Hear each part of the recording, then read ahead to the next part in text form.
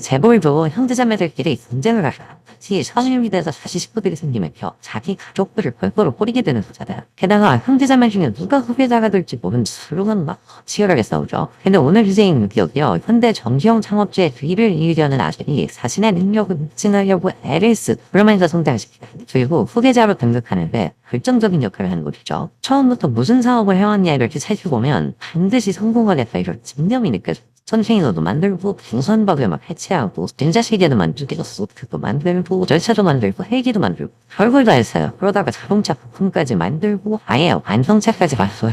SUV 부품까지.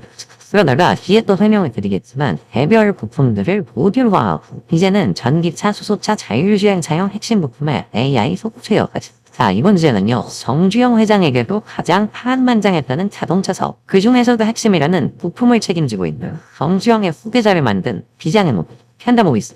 자, 왜 지금도 양봉하면 한국이지만요, 1996년 미국에서 열린 애틀랜타 올림픽 양봉 개인 결승전에서요, 정말 압도적인 모습을 보여준 선수가 있어요. 왜 이렇게 관역이 있잖아. 그 가운데 10점 만점에 한가운데 카메라 미사일 공룡 풀려 있는 거 있죠. 결승전 한 게임에서 그 관역 한다우제를 9번이나 맞춰가지고 렌즈를 저희나 계산하다가 김경욱 선수의 퍼펙트 볼드. 당시 이 선수의 소속이 현대 전공이었죠. 근데 전공이 뭐지? 이 현대 모비스편이라면 현대 소시스의 옛날 이름이 현대 전공이에요. 그러면 현대 전공이 어떻게 시작했는지 과거로 거슬러 올라가고 있어요.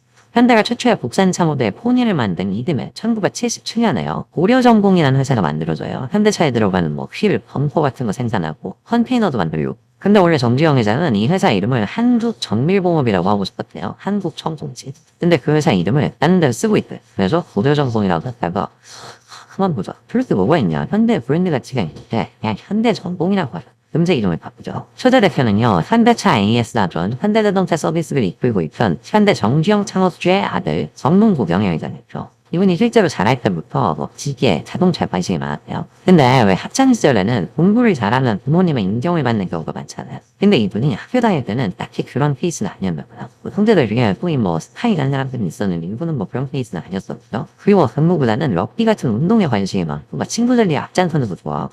근데 또 평소에 무뚝뚝하고 무서운 아버지는 성적이 상대적으로 좋은 형제들을 칭찬합니다. 그래서였는지 정기영 창업주가 워낙 무서운 아버지였다고는 하는데 특히 정문구 명예회장의 경우에는 평소에 아버지 그림자도 안 밟을 만큼 아버지가 어려워하고 그러면서 묵묵히 현대차 AS를 맡다가 현대전공을 이끌게 된 거죠.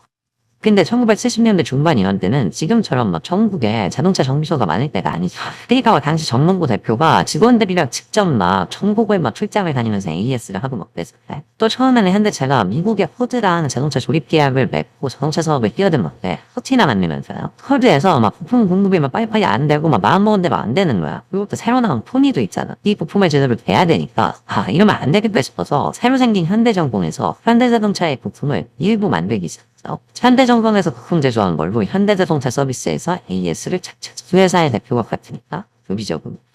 근데 처음부터 지금처럼 정밀하고 이런 복잡한 부품 만들기 시작한 건 아니었어요. 초반에는 자동차 휠, 그리고 수납차용 탱크, 화물 탱크 같은 저장 기능하는 것들. 그러면 초창기 현대전공의 주력 사업은 뭐였냐? 배에 실는 컨테이너였어요. 생각해봐요. 70년대 수출 붐이 일고 있잖아요. 근데 현대에서 배도 만들죠. 근데 이 컨테이너 못 만들겠어요. 그래서 공장 부지에서 먹고 사고 재빨리 공장 짓고 컨테이너 만들어서 소주받고 하는데 이게 노동집약적인 사업이니까 당시에 한국의 가격 경쟁력이 처음부터 너무 잘 풀리죠. 금세 선두였던 일본 업체들을 추격했어요. 그리고 1981년에는 컨테이너 단일 항목으로만 수출 1억 불 달성을 하고요. 급기야 83년에는 생산 기준으로 일본 업체를 제치고 세계 1위의 컨테이너 생산업체가 됐죠. 이 밖에도 고선박 해체업도 했고요. 고선박을 해체해가지고 보초를 수거한 되게 전통적으로 임금이 낮은 곳에서 하는 사업이고 위험하고 인건비가 많이 들잖아요. 참고로 왜 현대편에서 정주영 창업주가 서산 간척지 공사했다는 얘기 했었잖아요. 그건 아버지 용돈을 바친다. 필수는 이게 바다에다 땅을 메우는 거니까 감조지 짓는 걸 마무리해야 되는데 마지막 구간이 물자리고 너무 고생고 힘들어가지고 애를 먹고 있었. 여기서 할까봐 고민하다가 배영 선박으로 갔거든요. 그때 그 배영 유조선이요. 현대전공이 우선박을 해체해가지고 국서로 하려고 갖고 있던 배였어요. 이뿐만이 아니죠. 또 철근도 만들고 요트도 만들고 구명 정도 만들고 한동안 철도 차량도 만들었죠. 화물용 디젤 열차, 고급형 새마을도 그리고 지하철 전동차. 이 철도 차량 사업은요. 나중에는 고속철에 쓰이는 자기부상 열차를 만들 정도로 수준이 높아졌고요. 지금도 있나 모르겠는데 옛날에는 연결 부위에 어느 회사가 만들었던 이제 현대 목표미는 되게 많대. 옛날에 현대 전동 쓰는 데 있었어. 또 특수 중기사업, 또 뭐 군용 전차 같은 거 만드는 방산업도 있고요. 공장용 산업기계는 물론이고, 뭐 볼크카트, 심지어 현대전공이 한때는요, 헬기도 만들었어요. 뭐 이쯤 되면 이렇게 만든 걸 다 떠올려 보면 이제 현대전공은 얼마용물 쓰는가 싶은데, 한편으로는 그런 생각도 들더라고요. 건설, 조선, 완성차 같이 현대그룹이 당시에 굳건하게 자리를 잡은 그런 사업 말고요. 뭔가 이게 될까 싶은, 근데 또 도전을 해보고 싶은 여러 사업에 현대전공이 앞장서는 역할을 했던 건 아닐까. 현대그룹에서 현대전공이 맡은 역할이 그런 건 아니었을까 싶더라고요. 아무튼.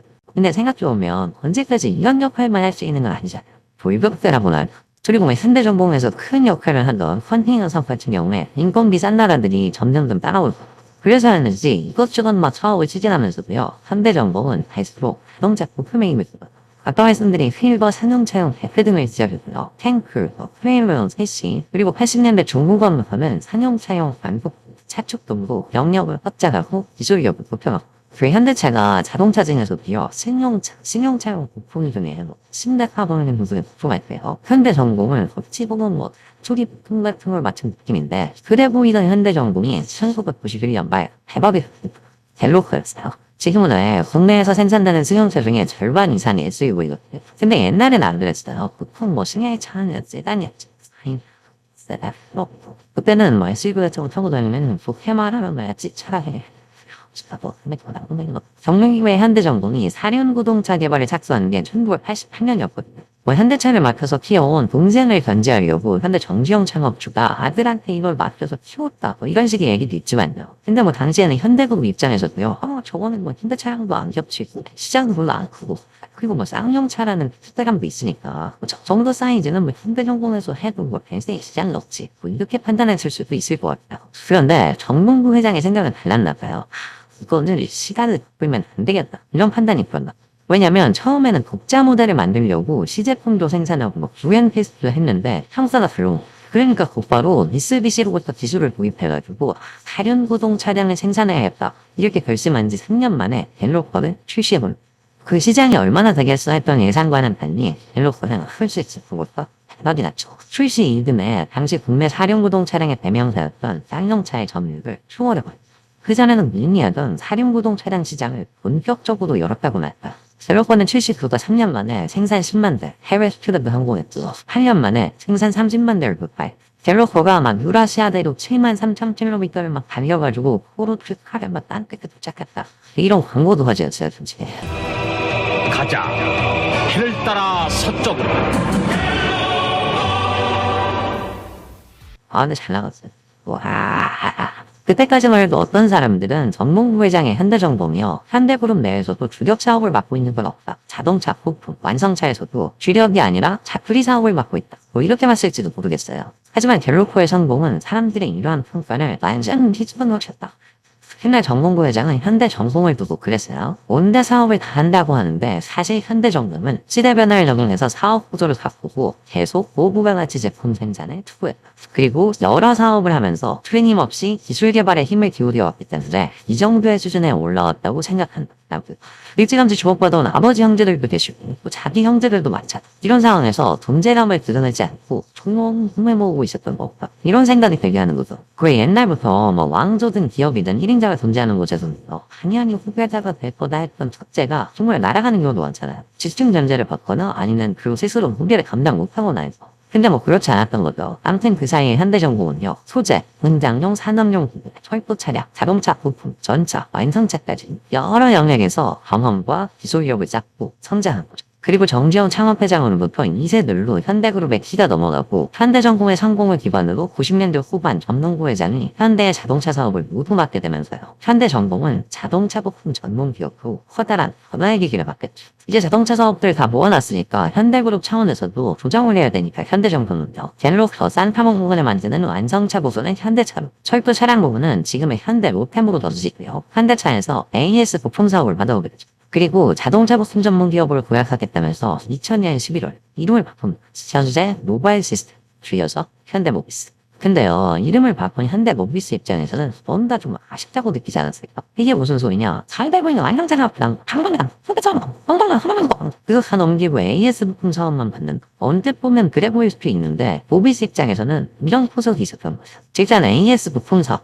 이거 지금도 아주 알짜 사업이죠. 근데 이것만 하는 게 아니라 개별 부품들을 모듈화하려는 계획이 있었고 생각해보세요. 예전에는 왜 포드 컨베이어 벨트 시절부터 시작을 해가지고요. 쭉 그냥 자동차 공장에서 부품들을 죄다 조립해야 되는데 이게 부품이 점점 많아지는 추세였으니까 지금 뭐 2만 5천 개 정도 된다고 하죠.